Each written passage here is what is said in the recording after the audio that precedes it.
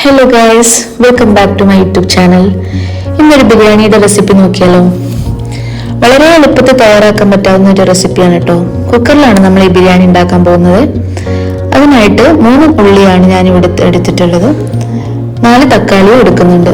ഇത് നമ്മളൊരു കുക്കറിൽ വെച്ചിട്ട് കുറച്ച് ഉപ്പിട്ട് ആദ്യം തന്നെ വേവിച്ച് വെക്കണം. ഒരു വിസിലിട്ടാൽ മതിയാവും കേട്ടോ.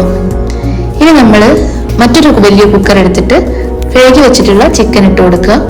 അതിൻ്റെ കൂടെ നേരത്തെ തയ്യാറാക്കി വെച്ചിട്ടുണ്ടായിരുന്ന ഉള്ളിയും തക്കാളിയും കൂടി മിക്സ് ചെയ്ത് കൊടുക്കുക. ഇനി ആവശ്യത്തിനുള്ള ചപ്പ് ചേർത്ത് കൊടുക്കുക. അതിൻ്റെ കൂടെ തന്നെ തൈരും ചേർത്ത് കൊടുക്കുക. 1/2 ടീസ്പൂൺ മഞ്ഞൾപ്പൊടിയാണ് കേട്ടോ ഞാൻ ഇതിലേക്ക് ഇട്ടിട്ടുള്ളത്. 1 ടീസ്പൂൺ പച്ചമല്ലിയുടെ പൊടിയും ഞാൻ ചേർത്തിട്ടുണ്ട്. ഇനി ആവശ്യത്തിന് ഉപ്പുകൂടി ചേർത്ത് കൊടുക്കണം. അതിൻ്റെ കൂടെ ഇഞ്ചി വെളുത്തുള്ളി പേസ്റ്റും ഇട്ട് കൊടുക്കുക. ഇത് നമ്മൾ ദമ്മിടാൻ വേണ്ടിയിട്ടുള്ള ഉള്ളി വറുത്ത് കോരുന്നതാണ്. 2 ഉള്ളിയാണ് കേട്ടോ ഞാൻ എടുത്തിട്ടുള്ളത്. അതിൻ്റെ കൂടെ നമ്മൾ ഒരു അടുപ്പിൽ അരി കൂടി വേവിക്കാൻ വെച്ചിട്ടുണ്ട്. അതൊരു കലത്തിലാണ് കേട്ടോ നമ്മൾ വേവിച്ചെടുക്കുന്നത്.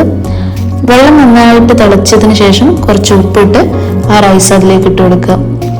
ഇതേ സമയം നമ്മളിവിടെ ഉള്ളി വറുത്ത് കോരുന്നുണ്ട്. അതിലേക്ക് ആവശ്യമായിട്ടുള്ള കറിവേപ്പിൻ്റെ ഇലയും വറുത്ത് കോരിയിട്ടുണ്ട്.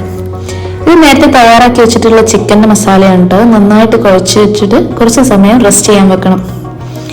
അങ്ങനെ നമ്മൾ അതിൻ്റെ കൂടെ തന്നെ വെള്ളവും വെക്കണം കേട്ടോ. ചിക്കൻ എത്രയാണോ ഉള്ളത് അതിൻ്റെ ഒപ്പം തന്നെ വെള്ളം നിൽക്കണം. ഇവിടെ റൈസ് ഏകദേശം സെറ്റ് ആയിട്ടുണ്ട്. അത് ഇനി നേരത്തെ തയ്യാറാക്കി വെച്ചിട്ടുണ്ടായിരുന്ന മസാലയിലേക്ക് ഇട്ട് കൊടുക്കുക. അതിൻ്റെ കൂടെ വറുത്ത് കോരിയിട്ടുള്ള ഉള്ളിയും കറിവേപ്പിലയും ഇട്ട് കൊടുക്കുക. കുറച്ച് ഗരം മസാലയും തൂവി കൊടുക്കുക.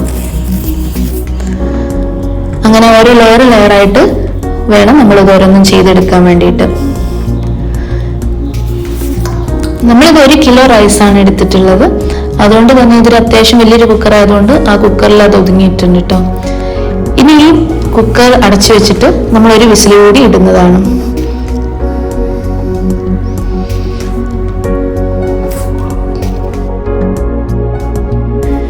ഈ ഓയിൽ നമ്മൾ നേരത്തെ ഉള്ളി വറുത്ത് കോരിയിട്ടുള്ള ഓയിലാണ്.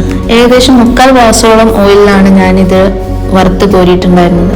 ആ ഓയിൽ ഫുള്ളും നമ്മൾ ഈ റൈസിലേക്ക് ഒഴിച്ചു കൊടുക്കണം. മറ്റൊരു ഓയിലോ നെയ്യോ നമ്മൾ ഇതിലേക്ക് യൂസ് ചെയ്യുന്നില്ല. ഇനി അടുപ്പത്ത് വെച്ചിട്ട് ഒരു വിസിൽ കൂടി ഇടുക. അതിനുശേഷം ആ ആവി ഫുള്ളായിട്ട് കളഞ്ഞു കൊടുക്കണം. ഇല്ലെങ്കിൽ നമ്മുടെ റൈസ് ഒത്തിരി അങ്ങ് കുഴഞ്ഞു പോകും. ഇപ്പൊ ദാ നമ്മുടെ ബിരിയാണിയൊക്കെ ഇവിടെ സെറ്റ് ആയിട്ടുണ്ട്. അപ്പോൾ ഈ റെസിപ്പി എല്ലാവരും ട്രൈ ചെയ്ത് നോക്കുമെന്ന് വിചാരിക്കുന്നു. അപ്പോൾ എൻ്റെ ചാനൽ ആദ്യമായിട്ട് കാണുന്നവരാണെങ്കിൽ ഷെയർ ചെയ്യുക, സബ്സ്ക്രൈബ് ചെയ്യുക, ബെല്ലൈക്കൺ നിൽക്കുക. അപ്പോൾ വീണ്ടും അടുത്ത വീഡിയോ ആയിട്ട് വരുന്നവരെ ഓക്കെ, ബൈ.